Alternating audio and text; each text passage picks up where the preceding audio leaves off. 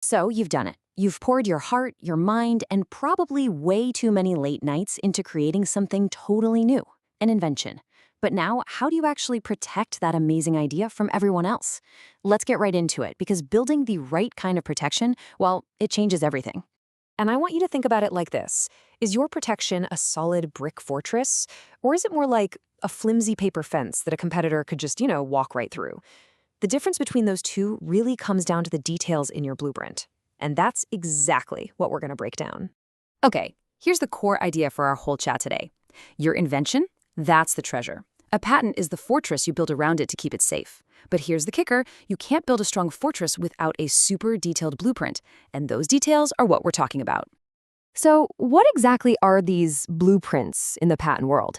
Well, they have a name, detailed embodiments.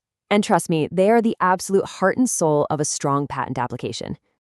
Basically, detailed embodiments are where you explain your invention down to the last nut and bolt.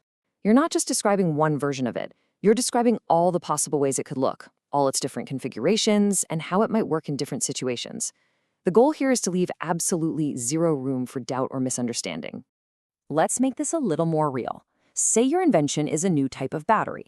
A weak patent might just say, it's a better battery, but a strong one? Oh no. Your detailed embodiments would spell out the exact chemical composition, describe the unique structure of the electrodes, show the data on how much better the energy density is, and even outline the step-by-step process for making it. That is the level of detail that builds a fortress. Okay, so you've got these amazing, super detailed blueprints.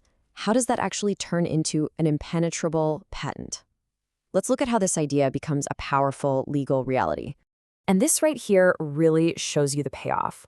Look at the left side. Vague descriptions get you a weak patent. It's got narrow protection, it's easy for competitors to design around, and it's super vulnerable. But look at the right side. With detailed embodiments, you get a strong patent. That means broad protection, it's incredibly tough to get around, and it's robust enough to stand up in a fight. So how does this work in the real world? It's kind of a three-step dance. First, you make a big, broad claim, like I've invented a solar panel with a new material. Then, and this is the most important part, your detailed embodiment comes in with all the proof. It describes that material, what makes it special, and how it improves efficiency. And the result, your broad claim is now backed up by cold, hard facts, creating that solid patent wall. This is absolutely critical for really complex inventions. Imagine you're patenting a new robotic arm. If you don't detail every single joint, motor, sensor, and how they all work together, someone could easily say your invention isn't really that unique. But with those specifics laid out, its function becomes undeniable. There's just no room for ambiguity. All right, building the fortress is one thing, but it also has to survive a siege. And believe me, it will get attacked. First by patent examiners, and maybe later by your competitors. This is where those detailed blueprints become your #1 defense strategy. This is pretty much the first attack on your fortress. The patent examiner looks at everything that's already out there, what they call prior art, and they might come back and say, hey, your idea isn't new enough. It's a really common challenge, so you have to be ready for it.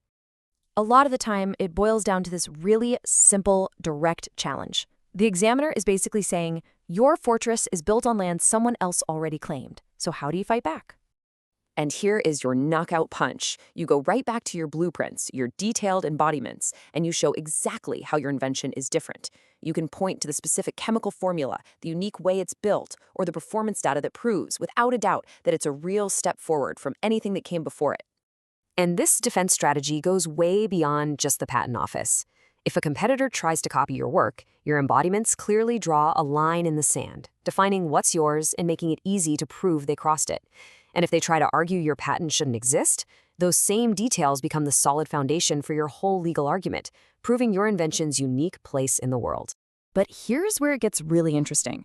A well-built fortress isn't just about playing defense. A truly strong patent becomes a powerful asset that actively works for your business, opening up all kinds of doors for growth and new ideas. I mean, the strategic payoff here is massive. A strong patent cements you as a leader in your field. It makes finding partners so much easier because you can clearly show the value you're bringing to the table. It even creates a technical record that your own team can build on for years to come. And best of all, it makes licensing your tech way simpler because everyone knows exactly what amazing thing they're getting. So if there's one big idea to walk away with, it's this. Putting in the work to get the details right up front transforms your patent. It stops being just a defensive wall and becomes this dynamic hub for your business. A true center of commerce and innovation that creates value that goes far beyond simple protection. And that really just leaves us with one final thought. Your incredible invention is ready to go. The only question left is, have you created the detailed, rock-solid blueprints you're going to need to build a fortress that will not only protect it, but help it truly thrive for years to come?